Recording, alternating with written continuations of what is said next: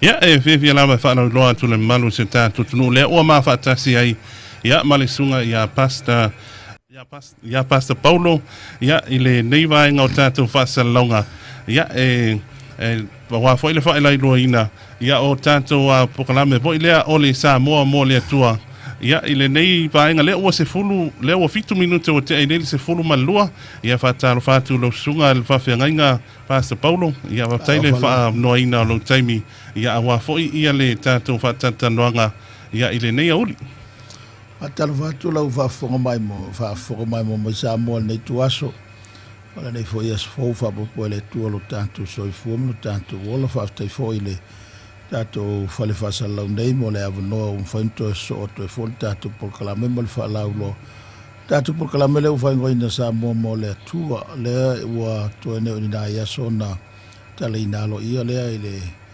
malo le kale si asfitu sa mo tasi sa le ufi por sistek ia ile asosa asam nei ia o tātou pokalame nai pei ona ia i whanau i loa fo i lesi sila mei tātou tunu ia tele o whale televise whasalau ia mei se fo i ia lunga tātou ala leo nei o le Samoa FM ia molo silfia tātou tunu lau sunga le whawhengainga ia se i toe whamanatu lava nisi o tātou o le tātou aso whaptoa tātou pokalame mo i lātou lea whatua maua mei tātou whasalaunga ia matawha ngā solo tuai a wā fo i nisi o fa moe ia ole a fa tino le temi o tātou pokalame aftai mo le avno o pokalame nei ole os pokalame fale nganga e urufua ele ise tu tongi o la vale le nganga hol nei mfan tātou fasoa ile fionga le tua mai amtaina le sa nei ia ele tu la fitu le fiafi fa wa mo le fava sa au fanga sol po kalam fe na mawala avno nisia o nanga pe ole lo ia al faltusi le loto pito tu ole malu lo ia foi al por kalam mo le suino le toto ni masini ngoina al plat screening ma waile si vai ngo vona lo ile tulang lo ia lo soifua me se lava le tulang ole toto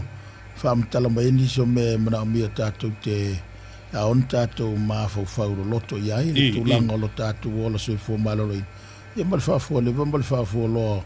o le soifua ma le olo i tātou le leila lolang ia wai tā ua tele tātou a pokalame lea wa ele ngata ina mawai ia le sosoani fo i lea tau lea nganga ia lea fo ia mai tau atu lausunga o lea fo ua tā pena tātou wa i kalisia wa fo i nisi ia o tātou siaki ia tau toto ia wa fo i le soifua malolo ina tātou tunu ia ale la vale por kalame amatai le fiafi por tao le ono le afleono le fitu la to wala fi mawole au nanga le mawfua tu langol tatu por kalame fanga solo por kalame por tao fitu il man ia se io fo in fa mai e fo vai longo fa to e mawoi potitasi il por kalame fa tu ino se iso monuia ia mai mawoi fo por kalame o foi e fa longo me se lava me se lava tau mafa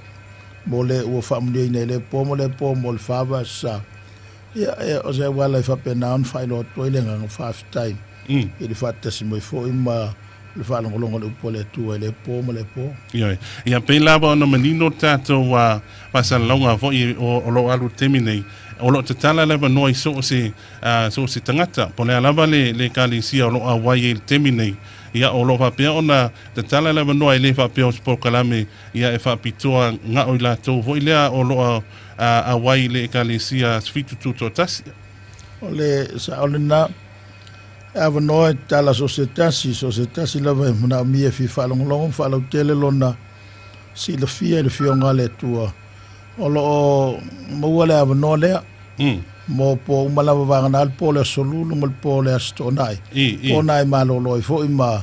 ma fo lo fo le tu mas fo ma po tanto a inga a isi po malava fel tanto por la mele mol fava sa esi on fa mai ina ile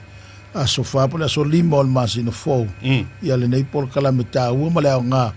mole so fu mole olo fa le nganga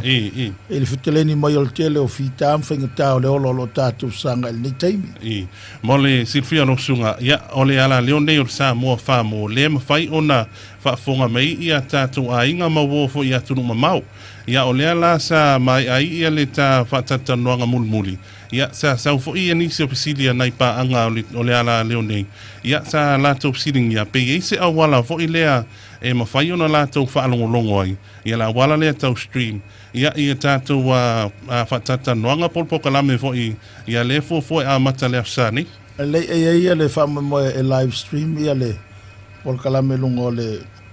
o upenga o te whailangi o le sistek.net. O le upenga o te whailangi na le whaangai po le net na le whaangatu e live atua ia le polkalame i whafu so se vai ngala volo langi o ia.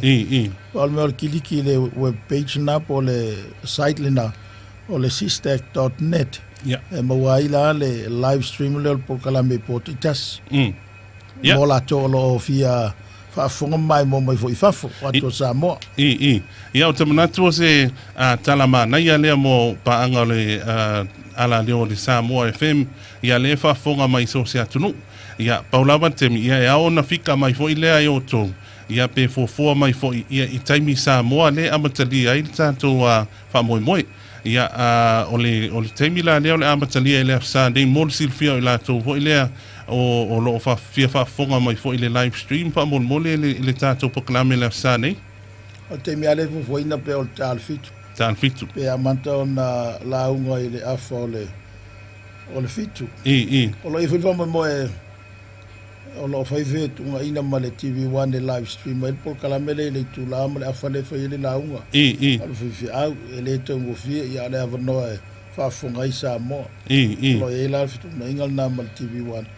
Mo le wha salalawina tu sa watu mal o pokalame le sa sa nei. Okay. Ia ese mai la tātou pokalame o Samoa mo le atua lau sunga whawhengainga. Ia o te manatu se teimi manai ane mata ua foi. Ia se i toi whailo tātou o nanga lea le Sistek Bookshop. Ia mo le silfia i lātou wai o te manatu to tele i lātou ia e le o maua foi ia le vaenga tono lo ia i tātou bookshop. Ia mo le silfia tātou tunu. O lo wala tuitua le malu le tele i salefi. Pituitua na ia le Books and Wellness. E suat foi tua mai tamilo lo tol malu e te lo atu lo le whailo ilo la e tula i mai. E o nana lo e le faltusila lea. Faltusila o le kalesia po le Books and Wellness. E mawai le ngato tu spaia o tu spes o tu CSS o Christian Resources. I so se mta upo fal tu spaia. Ia ato foi ma tulanga o DVDs ma CDs lotu. O lo mawai ato foi ma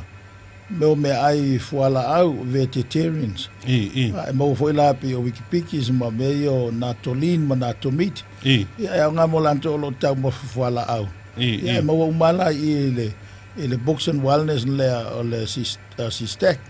Ina isa le ufia tato meia mai o lo ia te mai tai la le fondo so soani famtala mo foi mo fanu waina grapes e na mo koko ngata mai si foi chuso lo mo foi tono voltus i so stemila volas wa na le astona ia e pela no fa fonga mai tātou tunu ia e le ngata na i tātou pokalame o le Samoa mo le atua ia le vo ia e tātou vaenga o lo siaki ai le toto ia lo ia foi matatou fale o loa lea o le bookshop foi ia le kalisia ia mo le nisi foi o tusi ia nisi foi ia o vaenga e sosoani le malu se tātou tunu ia le tu faltino ia me se foi le tu fale nganga ia mo le siprialo sunga le pafenga ia le au noa lea ia mo sau doanga foi lea ia ele fa ma e ina tātou fatata noanga le nei tae Aftai o te ole luitau mo tātou o le tātou mai tātou whanongolongo pole tua. A wai mau fua. O te lo fole la suatu lau whasalau nei whanongolongo whasalau mai sisi vaenga o le polkalami. Ia o paulo le avanoi mau ina alwhala wawesa. O le awhanoi ina e whapena ona whaiaile nei polkalami mau fua mo so se tas whawai mai lunga le fionga le tua.